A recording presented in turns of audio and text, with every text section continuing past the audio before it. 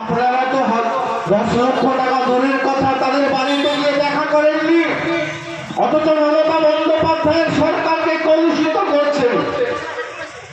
আজকে রাজ্যের পুলিশকে কলুষিত করছেন। পুলিশ কি তার ভূমিকা পালন করেনি? সঙ্গে সঙ্গে অ্যাকশন নিয়েছে,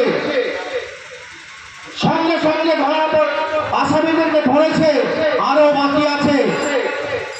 কেউ রেহাই পাবে না, কেউ রেহাই পাবে না এই অপরাধ থেকে। বৃহত্তম জঘন্যতম অপরাধ বাংলার মানুষ সইবে না। আজকে সিপিএম, কংগ্রেস, বিজেপি তিনটে দল যে এক হয়ে বড় বড় কথা বলছে, এখনো ভারতবর্ষের কোর্টগুলোতে 56,000 ধর্ষণের কেস ঝুলে আছে।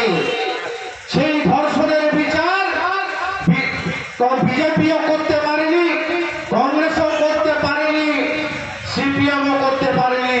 কিন্তু আমাদের নেত্রী মমতা বন্দ্যোপাধ্যায়কে দেখুন, দিন রাত এক করে নিয়ে সেই ডাক্তার মৌমিতা দেবনাথের জন্য পড়ে আছেন রাস্তায় রাস্তায়, তাকে বিচার পাইয়ে দেওয়ার জন্য।